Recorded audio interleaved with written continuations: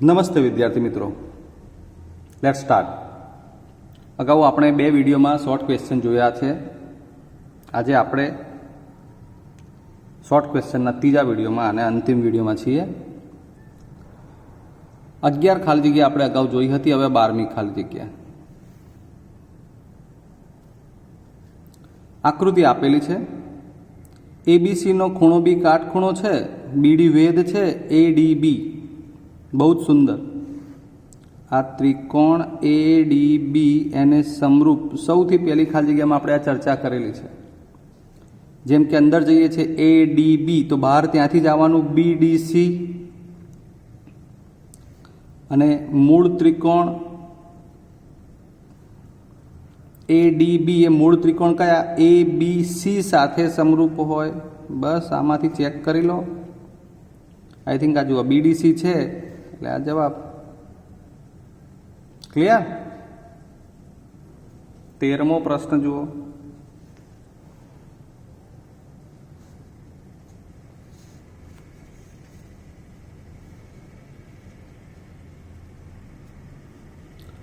ABC અને DEF બે ત્રિકોણ છે.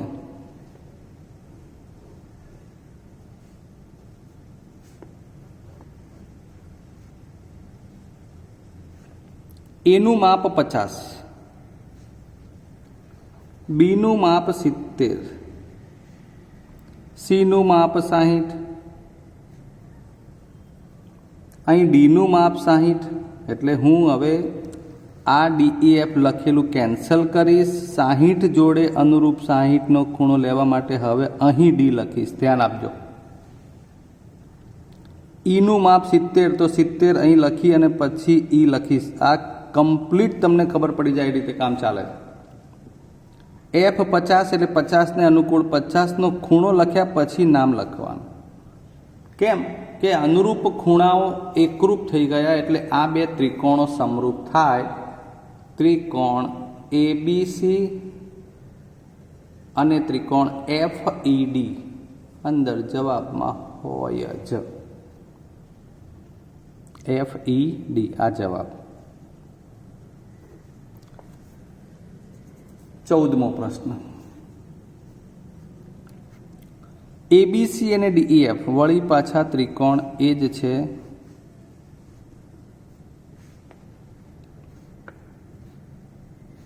કામ તમને કદાચ રફ લાગતું હોય પણ એટલે લખાણની દ્રષ્ટિએ તમને બધી બાબતો આપણે ચર્ચા કરીએ છીએ, પણ સમજણ અંદર બહુ જોરદાર છે.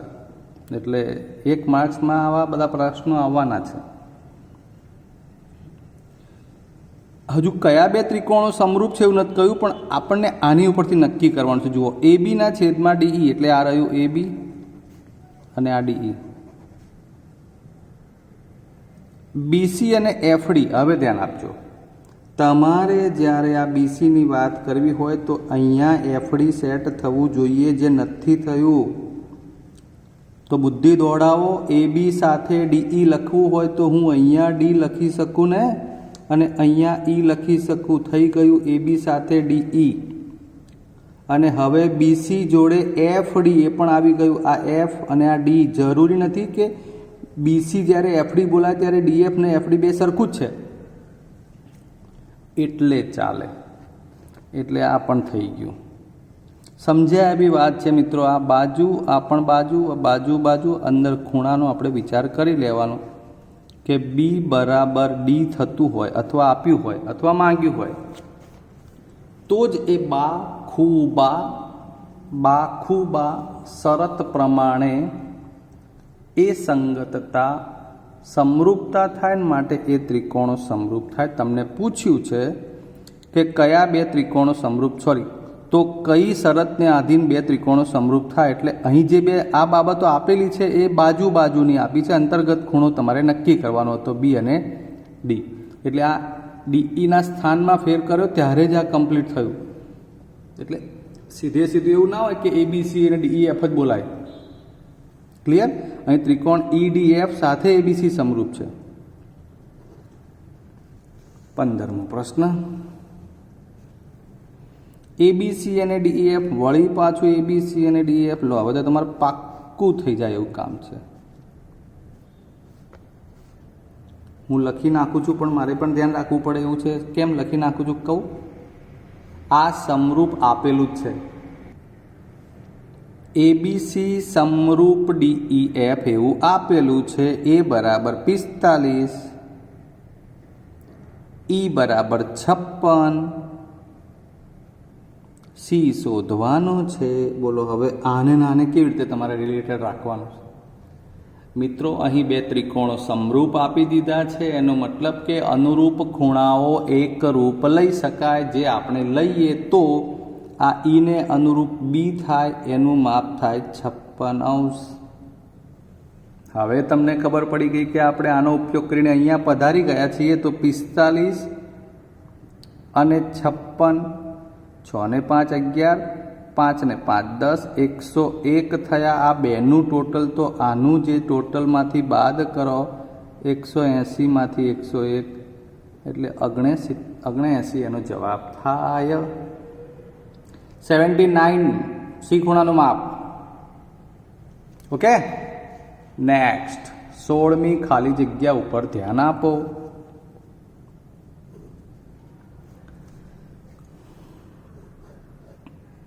ABC PQR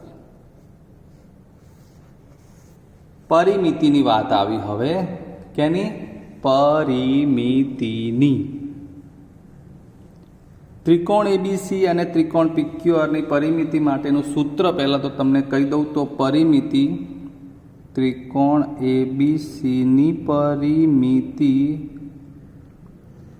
છેદમાં ત્રિકોણ PQRની પરિમિતિ.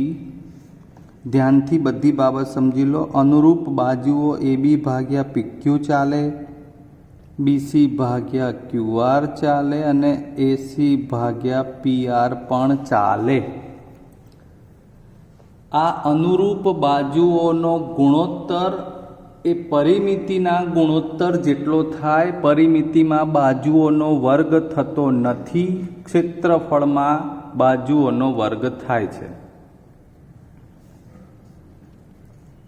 હવે એમાંથી આપણે આ 60 એટલે કોની પરિમિતિ એબીસીની લખી છે ઉપર લખીએ. PQRની પરિમિતિ 36 લખીએ. ધ્યાન આપજો. જુઓ PQ 9 આપ્યું છે તો આ રહ્યું PQ જે છેદમાં છે અને AB જે શોધવાનું છે. સિમ્પલ છે. 9ને અહીંયા લખી નાખીએ એટલે AB બરાબર 9 ગુણ્યા 60/36. 9 ચોક 36, 15 ચોક 60. AB થઈ ગયું 15.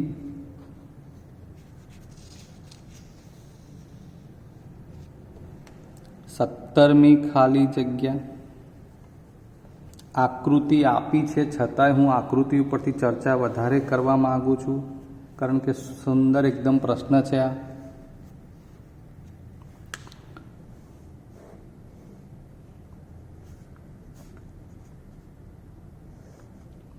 સપોઝ કે આ ED તમને જે સમાંતર આપ્યું છે, પહેલું ચેક કરો. ED સમાંતર AC. અંદર શું આપ્યું છે હમણાં આપણે ના વિચારતા, આપણે ખાલી એટલું વિચારીએ કે મારે જવાબ સુધી કેવી રીતે કામ કરવાનું છે. તો જુઓ ત્યારે આ બે સમાંતર એટલે હું એમાંથી આ પસાર થતી રેખાનો વિચાર કરું. જે આ બંને સમાંતર રેખાઓ માટે આ છેદિકા થઈ જાય છે ત્યારે આ બંને અનુકોણ બને. સેમ એવું આ બાજુ જ્યારે આ છેદિકાનો વિચાર કરો ત્યારે પણ આ બંને અનુકોણ બને. હવે ધ્યાનથી મારી એક વાતમાં ધ્યાન આપો. બરોબર, ત્રિકોણ BED એને સમરૂપ ત્રિકોણની વાત કરવી છે તો હજુ પણ ત્રીજો ખૂણો જુઓ. આ ખૂણો B જે છે ને એ બંને ત્રિકોણમાં છે. BEDમાં પણ B છે, BCAમાં પણ B એના એ જ છે. એટલે ઉપરનો જે નાનો ત્રિકોણ આપણે વિચારીએ BED, એને સમરૂપ કયો ત્રિકોણ થાય એની ચર્ચા એક પ્રકારે થિયરી છે. તો આ B ખૂણા સાથે મોટા ત્રિકોણ BCA માટે B અને અનુરૂપ B જ હોય છે. E ને અનુરૂપ શું આવ્યું? C. અને અહીંયા D ને અનુરૂપ શું આવ્યું? A. આ મહત્વનું છે. ખૂખું અથવા ખૂખું શરતથી બીઈડી ત્રિકોણ અને બીસીએ ત્રિકોણ સમરૂપ થયા. ક્લિયર? આ બે ત્રિકોણો સમરૂપ થાય ત્યારે તમે એના ગુણોત્તર પણ જુઓ. હજુ આ બીઈના છેદમાં બીસી, ઈડીના છેદમાં એસી અને બીડીના છેદમાં બીએ. હવે જ્યારે તમે બીસીની વાત કરતા હોવ, આખું માપ આ, અને બીએની પણ વાત કરતા હોવ, જુઓ આ બંને ગુણોત્તરને તમે ચકાસશો તો ખબર પડશે. ઉપરના ત્રિકોણનો જો ભાગ જ આવે, જો બીઈડીમાંથી ખાલી બીઈ જ આવે, એટલે આટલો ટુકડો અને છેદમાં આખું માપ, એમ બીડી અને આખું માપ બીએ. ક્યારેય આ સમરૂપતામાંથી તમને આ ઈસી અને ડીએ, આ જે ભાગ છે ને, એ ક્યાંય મળશે નહીં. સમજાય છે? આ ત્રિકોણ ઉપરનો નાનો જે બીઈડી છે એટલે બીઈ બાજુ જ મળે, ત્યાં ઈસી નહીં આવે. અને આખા ત્રિકોણ બીએસી માટે બીસી બાજુ મળે, આ આખી બાજુ જ આવે. હવે તમારે આની સાથે આ બેની વાત કરવી છે અત્યારે. તો એ ગુણોત્તર લેવો હોય ને, એટલે કે જુઓ ઈડીના છેદમાં એસી એ ઓટોમેટિક છે, એટલે તમારે આ ગુણોત્તર લેવો હોય ત્યારે એની સાથે આ ટુકડા ભાગ્યા આખું માપ, અને આ લેવું હોય તો ટુકડા ભાગ્યા આખું માપ. આમાંથી તમને જે આપ્યું છે, આ એક્સ આપ્યું છે, અહીં આ વાય આપ્યું છે, આ સ્મોલ એ આપ્યું છે, અને આ સ્મોલ બી આપ્યું છે. અર્થાત બીડી, હજુ ફરી ધ્યાન આપજો, બીડી એના છેદમાં ડીએ નથી આવતું. આ ગુણોત્તર થયો હવે આપણો. ઈડી એટલે એક્સ, એસી એટલે વાય, બીડી એટલે એ, અને હવે જુઓ બીએ એટલે અહીંથી આખું માપ કેવું આવશે? એ પ્લસ બી. નાની અમથી વાત ભૂલ કરાવે ને કરાવે જ, કારણ કે તમે જ્યારે ટેવાયેલા છો ને એમાં તમે શું કરો? બીઈ છેદમાં ઈસી જ લખી નાખો. હવે આ વાય ઉપર જાય તો વાય એના છેદમાં એ પ્લસ બી. આ એક્સ પૂછ્યું હોય તો વાય પૂછ્યું હોય તો વાયને સૂત્રનો કરતા બનાવવાનું, પણ મૂળ મેથડ મેં તમને સમજાવી દીધી. ક્લિયર? ચાલો ત્યારે હવે હજુ આગળ બીજા પ્રશ્નો. 18મા પ્રશ્નમાં જુઓ, રકમ વાંચો.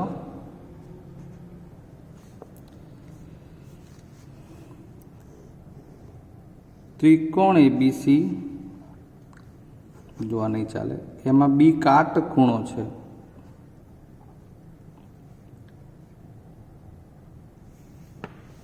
ત્રિકોણ એબીસીમાં બી કાટખૂણો છે. તો એસી 25,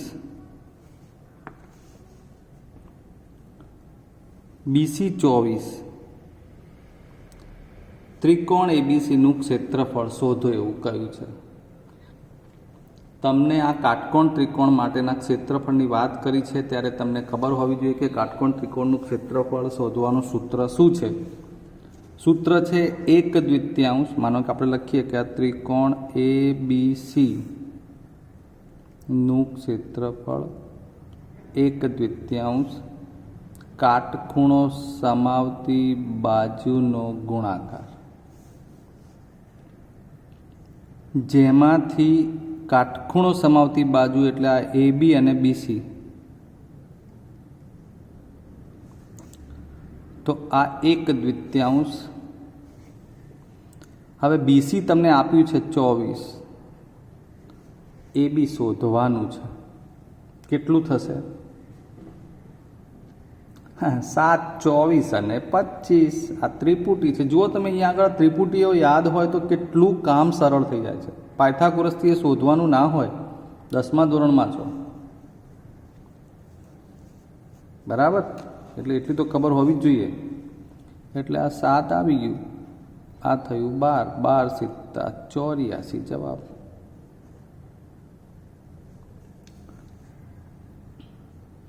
ચલો 19મો પ્રશ્ન. સુંદર પ્રશ્ન છે. સમબાજુ ચતુષ્કોણ હું જે કંઈ બોલું છું એ બરાબર હવે ધ્યાનથી સાંભળજો. સમબાજુ ચતુષ્કોણની 4 બાજુઓ કેવી હોય તો કે છે સમાન. એના વિકર્ણની લંબાઈની વાત છે. એક વિકર્ણનું માપ 16 આપ્યું છે, બીજા વિકર્ણનું માપ 30 આપ્યું છે. બંનેને આપણે છેદતા બતાવીએ છીએ. 16 છે, આ એમ બિંદુ આગળ દુભાગે એટલે આ 16 હોય તો 8 8 થાય. બીડી પણ ત્યાં દુભાગે 30 હોય તો 15 15 થાય. વળી સૌથી મોટી વાત કે અહીં કાટખૂણો બનતો હોય. જ્યાં વિકર્ણો દુભાગે ત્યાં ક્યાં સમબાજુ ચતુષ્કોણ અને ચોરસ બંનેમાં જ માત્ર વિકર્ણો પરસ્પર કાટખૂણે દુભાગે છે. એટલે એ કન્સેપ્ટ અનુસાર અહીંયા કાટખૂણો બનાવ્યો. હવે જનરલ વાત સમજી લો. ત્રિકોણ AMB હોય કે BMC હોય કે CMD હોય કે DMA હોય, બધામાં અહીંયા એમ બિંદુ આગળ કાટખૂણો બને. એટલે કોઈ પણ એક જગ્યાએ, જેમ કે અહીંયા 8 વિચારતા હોવ તો આ કાટખૂણામાં કાટખૂણો સમાવતી બાજુ, આ પણ કાટખૂણો સમાવતી બાજુ. આ 16 હતું એટલે અડધું અડધું કર્યું 8 આવ્યું, 30 હતું અડધું અડધું કર્યું 15 15 આવ્યું. તો હવે આ કાટખૂણો સમાવતી બાજુ 8 અને બીજી બાજુ 15 થઈ. તો પાયથાગોરસના નિયમથી તમને 8 15 અને ત્રિપુટી અનુસાર આ 17 મળી જાય. બસ કામ પૂરું થઈ ગયું આપણું. આ 17 હોય તો બધી બાજુ સમબાજુ ચતુષ્કોણ છે, 17 17 17 થાય. અને હવે જો એની પરિમિતિ માંગી હોય તો 4 બાજુ સરખી એટલે 4 ગુણ્યા બાજુ, 4 ગુણ્યા 17 17 ચોક 68 પરિમિતિ થાય. ક્લિયર? હવે હું આ દાખલાને જરા રિવર્સ કહું છું, ધ્યાન આપજો. પરિમિતિ 100 આપી છે અને એક વિકર્ણનું માપ 14 આપ્યું છે. અહીં હું તમને મારી રીતે વિચારીને દાખલો અલગ કહું છું. પરિમિતિ 100 આપી દીધી છે અને કોઈ એક વિકર્ણનું માપ 14 આપ્યું છે.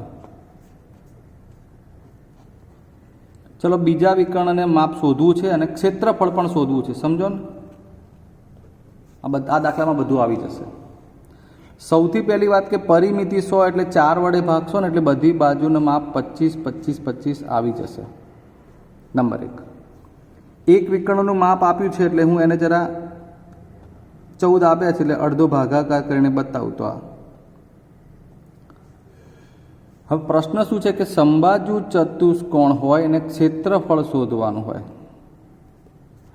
તો જવાબ છે 2 વિકર્ણોનો ગુણાકાર. એક વિકર્ણ તો તમે AC માનો કે જાણો છો, બીજા માપ BD નું જોઈએ. તો હવે BD નું માપ લાવવા શું કરી શકાય? ફરીવાર કહી દઉં, પરિમિતિ 100 આપેલી હતી, ભાગ્યા 4 કરે એટલે 4 બાજુ મળી ગઈ. એક વિકર્ણ 14 હતો, 2 ને છેદતા બતાવે, એકનું માપ 7 7 વહેંચ્યું, 14ના હિસાબે અડધો અડધો અહીં કાટખૂણો બતાવે. મારે BD નું માપ જોઈએ છે. ચલો ત્યારે આ ત્રિકોણ AMB ઉપર નજર નાખો. ફરી પાછી પેર આવી 7 24 અને 25. તો આમ 7 24 25 પાયથાગોરિયન ત્રિપુટી ઉપરથી આ 24 તો આ પણ 24 એટલે આખા વિકર્ણનું માપ ડબલ 24 દુ 48 થાય. એટલે અહીંયા તમારે 24 ગુણ્યા 7 ચોક 28, 14 ને 2 16 સેમી સ્ક્વેર 168 સેમી સ્ક્વેર. એ આ સમબાજુ ચતુષ્કોણ કે જેમાં પરિમિતિ 100 આપી હોય અને એક વિકર્ણનું માપ 14 હોય તો એવા ચતુષ્કોણ માટેનું આ ક્ષેત્રફળ બને. ક્લિયર? આ તમને બધી રીતે મેં આ સમબાજુ ચતુષ્કોણ આખો સમજાવી દીધો. હવે 20મો પ્રશ્ન છે, કંઈ ખાસ નથી પણ આપણે એમાં ખાલી જગ્યા વગર તમને હું સમજાવી દઉં કે તમે એવું લખ્યું છે કે 2 સમરૂપ ત્રિકોણો છે, એમની પરિમિતિ, આ પહેલા ત્રિકોણની પરિમિતિ, બીજા ત્રિકોણની પરિમિતિ, એ પરિમિતિનો ગુણોત્તર તમને આપ્યો છે 4:25. તમને એનો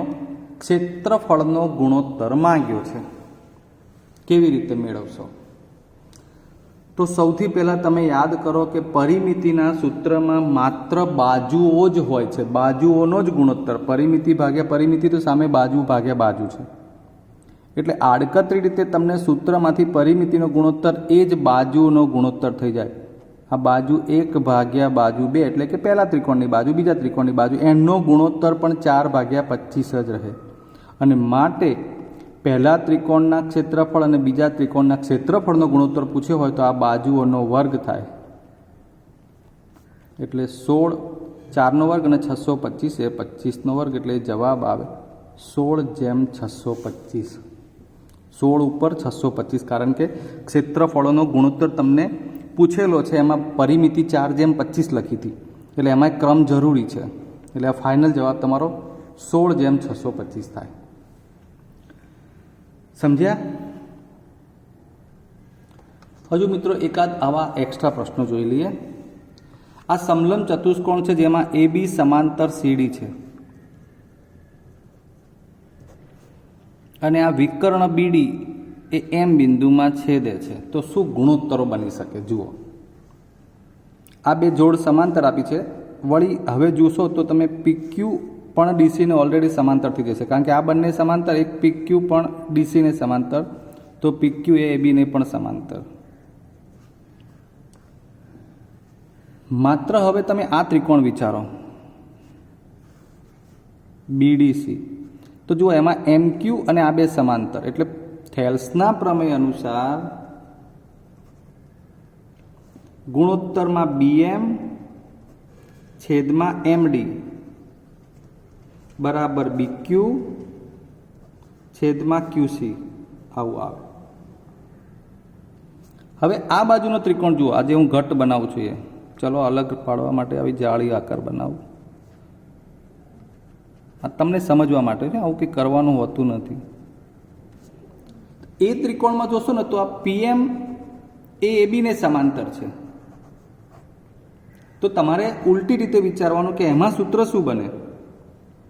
અને કદાચ તમે આ રીતે પણ વિચારશો તોય વાંધો નહીં, કે એમાં BM છેદમાં DM અથવા MD. BMના છેદમાં MD લેવો હોય તેથી શું લેવાય? APના છેદમાં PD. તો હવે આ વેલ્યુ બંનેમાં સરખી છે, આને હું અહીં લખી દઉં તો શું બની જાય? AP છેદમાં PD. એટલે ત્યાં તમારે ખાલી ગુણોત્તર ઉલટાઈ જશે. એમ તમે સરખી દિશામાં આમ સળંગ ના લઈ શકો. પણ મેં તમને આ થિયરી સમજાવી દીધી કે આ રીતે કંઈ આપ્યું હોય, આ બે માપ આપ્યા હોય અને આ આપ્યું હોય, તો આ શોધવા માટે આ ઉપયોગી છે. ફરીવાર જોઈ લેજો. BQ QC અને PD આપ્યું હોય અને પછી AP પૂછે કે આખું AD પૂછે, જો કે તમે AP શોધી અને AD શોધી શકો. તો એક આ થિયરી એમાં તમારે કામમાં આવતી હોય છે. પછી કાટકોણ ત્રિકોણમાં કર્ણ પર મધ્યગા દોરવામાં આવે. કર્ણ પર મધ્યગા, તો મધ્યગાનું માપ કર્ણ કરતાં અડધું થાય. માનો કે કર્ણ 12 હોય તો આ મધ્યગા 6 એકમ થાય. આ રીતે એમાં પણ આપણે મધ્યગા અનુસંધાનનો જવાબ આપી શકીએ. પછી જ્યારે આ સમદ્વિભુજ કાટકોણ ત્રિકોણ બની જાય ત્યારે આ મધ્યગા એ વેધ પણ બને. જો સમદ્વિભુજ કાટકોણ ત્રિકોણ હોય તો, આ સમદ્વિભુજ નથી ત્યારે માત્ર કર્ણ ભાગ્યા 2 માપ થાય, એમાં વેધના વિશે કંઈ ન કહી શકાય. પણ જ્યારે મધ્યગા અને સમદ્વિભુજ કાટકોણ ત્રિકોણ હોય ત્યારે મધ્યગા એ વેધ પણ બને, એટલે વેધ બરાબર પણ કર્ણ ભાગ્યા 2, મધ્યગા બરાબર પણ કર્ણ ભાગ્યા 2 એવું થાય. સમજ્યા મિત્રો? તો મેં તમને એક એક્સ્ટ્રા પ્રશ્નો સાથે પણ બધા ટૂંકા પ્રશ્નો સમજાવવાનો પ્રયત્ન કર્યો છે આ બંને વિડીયોમાં. ટોટલ 3 વિડીયોમાં આપણે આપણા બધા જ ત્રિકોણ પ્રકરણના ટૂંકા પ્રશ્નો સમજી લીધા છે. એ સિવાય પણ કોઈ પ્રશ્નો હોય તો આવકાર્ય છે, તમે ચોક્કસ સજેસ્ટ કરી શકો. આપણે એનો જવાબ આપવાનો પૂરો પ્રયત્ન કરીશું. હવે આ પ્રકરણ તો અહીંયા પૂર્ણ જાહેર કરીએ છીએ. રજા લઈએ, નવા પ્રકરણ સાથે ફરીવાર મળીશું. જય હિન્દ.